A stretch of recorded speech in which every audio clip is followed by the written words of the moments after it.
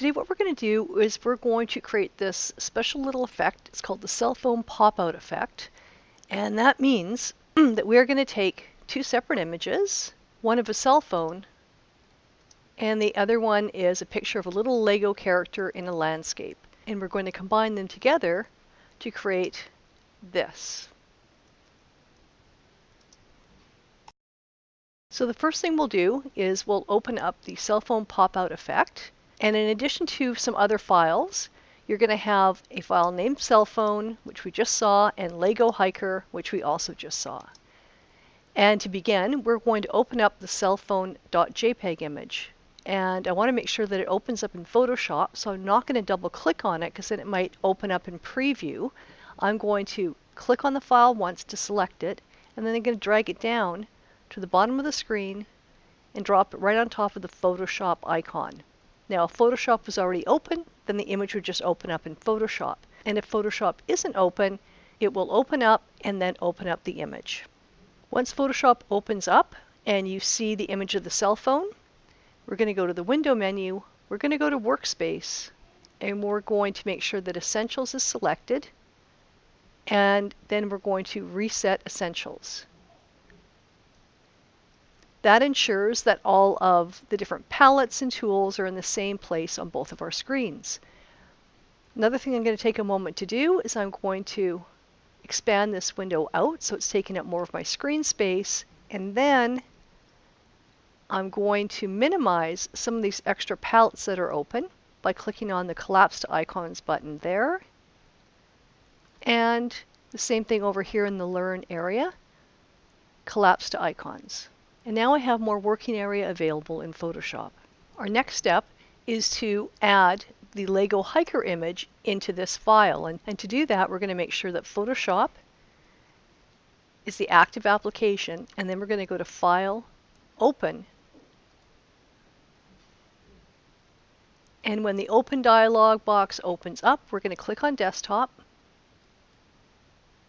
We're going to find the cell phone pop-out effect folder and double click to open that. We're going to click on Lego Hiker and click Open.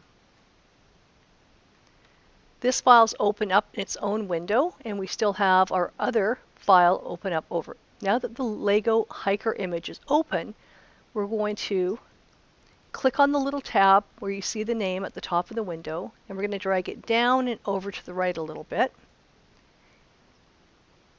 And then we're going to move this window over. We're going to make sure that our Move tool is the active tool, and we're going to click somewhere in this image. We're going to keep the mouse held down. We're going to drag the mouse so it's on top of the cell phone image, and we're going to let go. If you see this dialog open up, just click OK. So now we have both images in one document. As part of this tutorial, we're going to be working with layers. So the next thing we're going to do is we're going to click on the little Layers button on the right-hand side of the screen to open that up. And then I'm going to click on the tab that says Layers, and I'm going to drag it up and away from the rest of that palette grouping. And then I'm going to click on the little Collapse button to dismiss all those extra things that we're not going to use.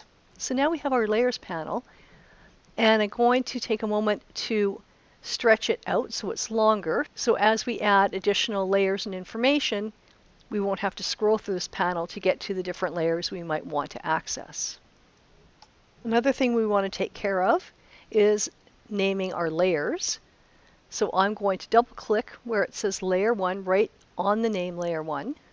It should highlight the text and allow me to rename the layer to something more descriptive like Hiker. Our next step is to figure out where we want this image to be positioned relative to the cell phone, when you can't see the cell phone behind this image. So to make that process easier, we're going to use our opacity option here in our layers palette, making sure that the Hiker layer is active, and we're going to turn down the opacity to make that Hiker image slightly see-through, and that should help us better position this picture. So what I'm looking to do is making sure that the picture goes to all edges of the green portion of that cell phone, Another thing we're going to do is we're going to increase the size of the hiker image. To do that, I'm going to press Command T to enter transform mode. I'm going to hold down my Shift key and I'm going to click and drag and increase the size of the hiker image so the top part of his walking stick is also going to stick out past the edge of the cell phone, making sure that this hiker image covers all that area of the green portion of the cell phone. Once I'm happy with the size, I'm going to press Enter to enter in that change. And then I'm going to return the hiker layer back to 100% opacity. Before we move on to the next step, make sure that you're really happy with where that hiker image is positioned and the size is correct, because the next thing we're going to do is we're going to duplicate that layer. To do that, we're simply going to click on the hiker layer, and we're going to drag down and drop it on top of the new layer button. And now we have an exact copy. We're going to hide this copy by clicking on the I button. And we're also going to hide the hiker layer temporarily so that we have an unobstructed view of the cell phone layer. Our next step is to make a selection that fits exactly the shape of the screen on the cell phone image. There's lots of different tools we can use to help us make selections. Today we're going to use the polygonal lasso tool. This lasso tool shares a spot with some other variations of the lasso tool, and you'll notice that little triangle in the left-hand corner means that we can click and see the other tools that occupy that same space. So we're going to select Polygonal Lasso tool, and the way it works is by creating straight lines. So I'm going to click, I move my mouse, I see a straight line coming off that point that I clicked. I can click again, and I can click and add as many sides to this polygon as I want. But in order to create a closed selection, I need to finish off by clicking right on top of that first point that I created. And you'll notice that a little circle will appear on the corner of the tool that lets you know clicking here will close the selection. Once I do that, it becomes an active selection. Now this isn't a selection I want to use, so I'm going to press Command D to deselect. With some of the tools we use in Photoshop, sometimes we're seeing the icon of the tool when we want to use it, and sometimes it makes it really difficult to know exactly where that tool starts working from. So if we're using this Polygonal Lasso tool to make a really precise selection, I'm really not sure where that's going to start. If I press my Cap Lock key down, you'll notice that it changes the way that tool looks. And now it looks like a little target with a little dot in the center. And this is called Precise Cursor Mode, and that little dot lets you know that that's where that tool is going to start to work from. I'm going to identify the first corner that I want to start with, and it can be any of the corners, and click, and then I'm going to move over and click, and I'm just going to do that for each of the corners.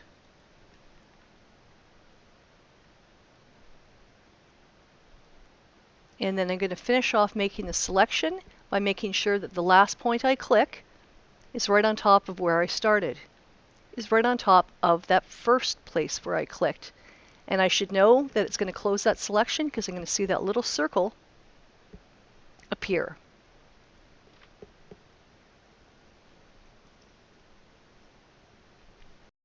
Now that I have my selection, I'm going to reselect my Move tool.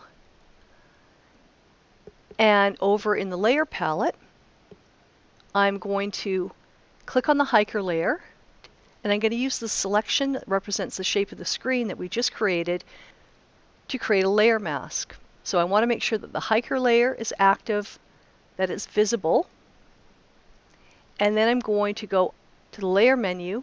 I'm going to go to Layer Mask, and I'm going to Reveal Selection. What a mask does is it allows you to hide or reveal certain portions of an image on a layer without removing it permanently.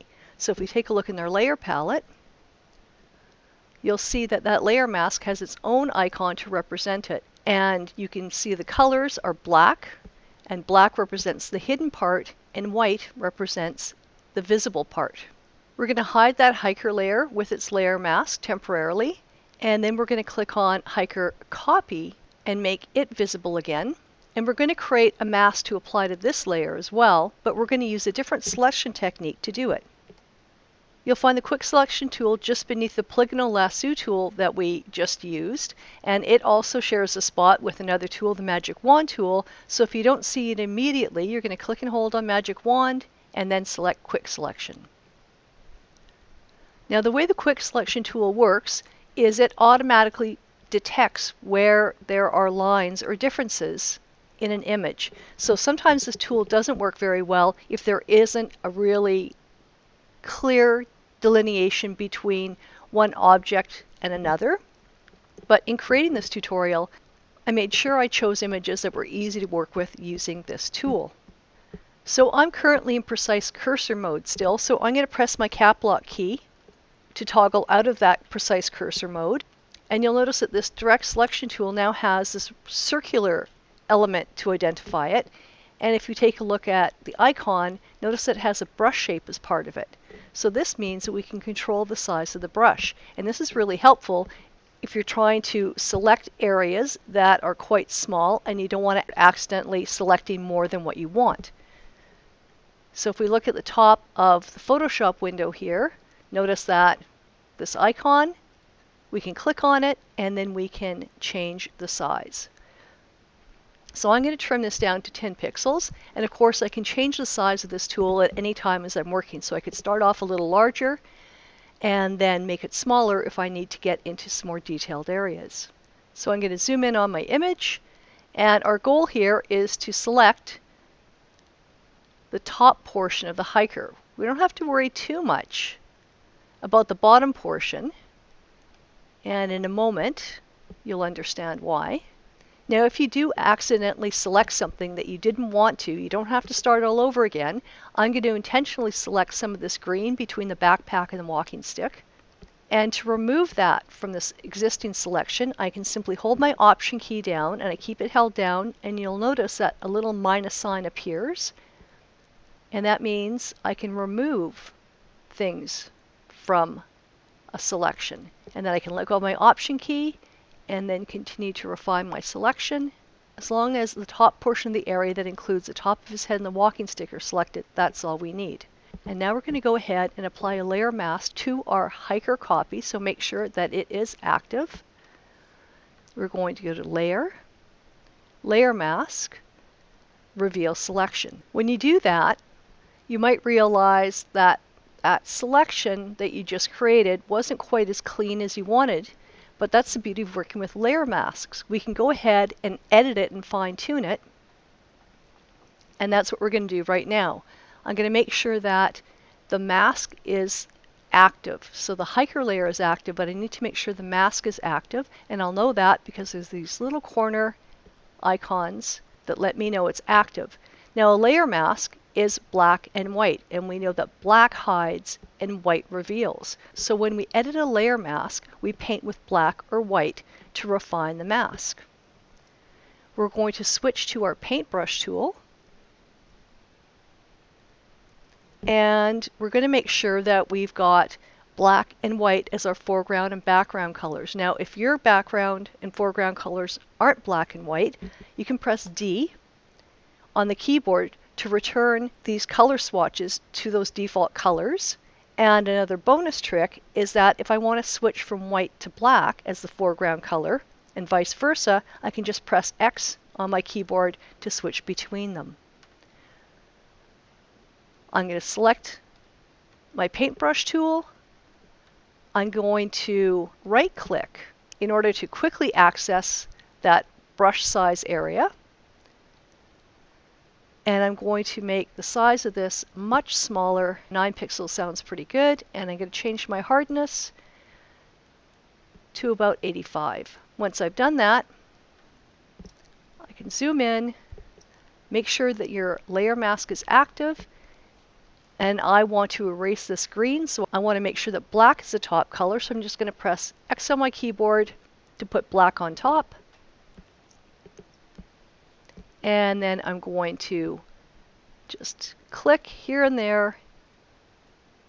And then I'm just going to paint into that layer mask, make a slightly cleaner selection. And here is where I can use my shift click trick, because there's this big long strip here that I want to get rid of. So I'm going to click once to start, hold my shift key, click down here and I can continue to go around and just tweak that. And I'm just worrying about the parts of this image that are going to be popping up beyond the edge of the cell phone, which I can see in the background. So I'm just going to quickly tweak it a little more.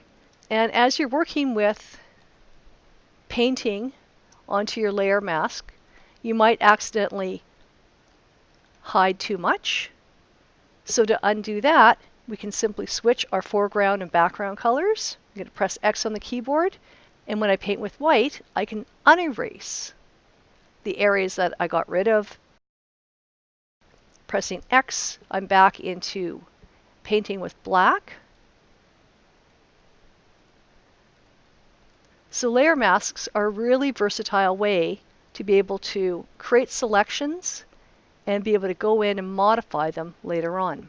I reselect my Move tool, and then I am going to unhide the hiker layer, and that's it. That's the effect.